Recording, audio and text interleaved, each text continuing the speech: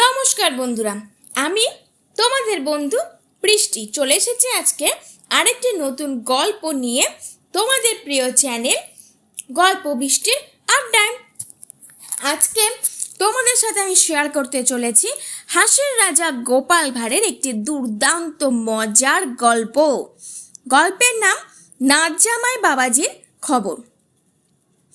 একটু অদল বদল হয়ে গেছে, প্রথমেই সবাই কাছে আমি ক্ষমা চেয়ে নিচ্ছি।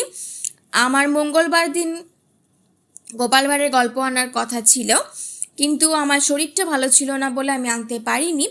সেই জন্য নিজেকে নিজে শাস্তি দিয়েছি। পর তোমাদের জন্য আমি গোপাল ভাঁড়ের গল্প নিয়ে আসবো। ইয়েস, তো চলো আজকের গল্পটা শুরু করা যাক। আজকের গল্পের নাম নাচ জামাই বাবাজির খবর। গোপাল ভাঁড়ের প্রতিবেশী ছিলেন এক সাত্ত্বিক বৈষ্ণব। ওই সাত্ত্বিক বৃদ্ধ বৈষ্ণবের বাড়িতে মাছ মাংস ঢুকতো না। ছোঁয়াছুঁয়ির ব্যাপারটা বেশ ভালো মতোই ছিল। ওই বৃদ্ধ বৈষ্ণব কিছুদিন আগে মহেশগঞ্জের আর এক বৈষ্ণব পরিবারে তার নাতনির বিয়ে দিয়েছিলেন। বৃদ্ধের সংসারে ওই নাতনি ছাড়া আর কেউ ছিল না। নাতনি ছিল তার একমাত্র অবলম্বন। প্রতিবেশী বৈষ্ণব ভদ্রলোকটি অতি বৃদ্ধ। তার পক্ষে মহেশগঞ্জে গিয়ে নাতনি আর নাচ জামাইয়ের খোঁজখবর নেওয়া সম্ভব হতো না, কারণ ওই বয়সে 10 ক্রোশ দূরে হেঁটে যাওয়া সম্ভব ছিল না।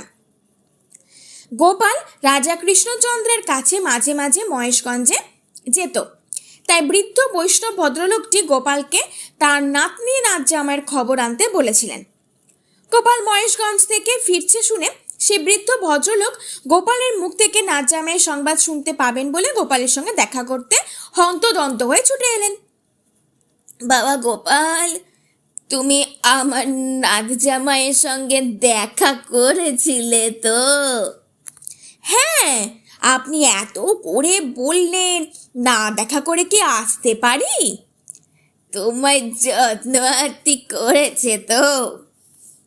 তা করবে বই কি, কত বড় বৈষ্ণব বংশ ওদের, যাকে বলে একেবারে খাঁটি বৈষ্ণব।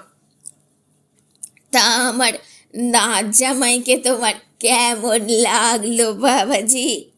খুব ভালো। নাচ জামাই হিসেবে উপযুক্ত বটে, তবে মাঝে মাঝে একটু ইয়ে টিয়ে খায়। ইয়ে টিয়ে খায় মানে? না, তেমন কিছু নয়, এই মাঝে মাঝে একটু পেঁয়াজ রসুন খায়। আমার নাচ জামাই পেঁয়াজ রসুন খায় মানে? এসব তুমি কি বলছো গোপাল? আরে না না, অত উত্তেজিত হবেন না, তেমন গুরুতর কিছু নয়। রোজ কি আর পেঁয়াজ রসুন খায়? এই যেদিন একটু মাংস টাংস খায় সেই দিনই একটু আচ্ছ পেঁয়াজ রসুন খায়, এই আর কি।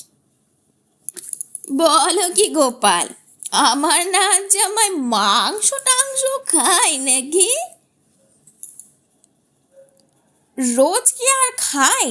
এই যেদিন একটু ইয়ে টিয়ে টানে সেই দিনই মাংস টাংস খায়।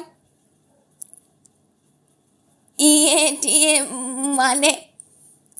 এই যেদিন একটু মদ টদ খাই আর কি। মদ খাই? সে কি? আহা, রোজ রোজ মদ খেতে যাবে কেন মশাই? যেদিন একটু এদিক ওদিক যাই সেই দিন একটু আধটু খাই, এই আর কি। এমনিতে আপনার নাচ জামাইটি লোক খুব ভালো, ভাগ্যগুণেই এমন নাচ জামাই পেয়েছেন আপনি। গোপালের মুখে নাচ জামাইয়ের সংবাদ শুনে প্রতিবেশী বৃদ্ধটি তখন চোখ কপালে তুলে ফেলেছেন। মনে বলে বললেন, হায় হায়, এই আমার নাচ জামাই। আজকের মতো গল্পটা এখানেই সমাপ্ত হয়ে গেল। যদি তোমাদের খুব ভালো লেগে থাকে তাহলে অবশ্যই লাইক কমেন্ট শেয়ার এবং সাবস্ক্রাইব করে নোটিফিকেশন বেলটা অবশ্যই অন করে দিও। খুব শিগগিরই আবার আমি নিয়ে আসবো এই হাসির রাজা গোপাল ভাঁড়ের আরেকটি নতুন ঝাঁ চকচকে গল্প। সাথে তো মিনি ভ্লগ আর লং ভ্লগ থাকছেই। আশা করছি তোমাদের ভালো লাগছে। প্লিজ প্লিজ প্রচুর প্রচুর ভালোবাসা দাও, লাইক কমেন্ট করে জানাও তোমাদের কতটা ভালো লাগছে। তোমরা ছাড়া আমি কিচ্ছু না, আমি কোনো উৎসাহ পাবো না। তোমরা যদি এইভাবে আমাকে উৎসাহটা না দাও, ভালোবাসা আশীর্বাদ না দাও, তাহলে আমি পুরো ফিনিশড। তো যাই হোক, প্লিজ প্লিজ প্লিজ প্লিজ সবাই পাশে থাকো, সবাই এইভাবে ভালোবাসা এবং আশীর্বাদ দিয়েছে, এবং আরও আরও আরও আরও আরও ভালোবাসা আশীর্বাদ চাই। তো ভালো থেকো, সুস্থ থেকো, সাবধানে থেকো, এবং এইভাবেই ভালোবাসা আশীর্বাদ দিয়ে যেও। বাই।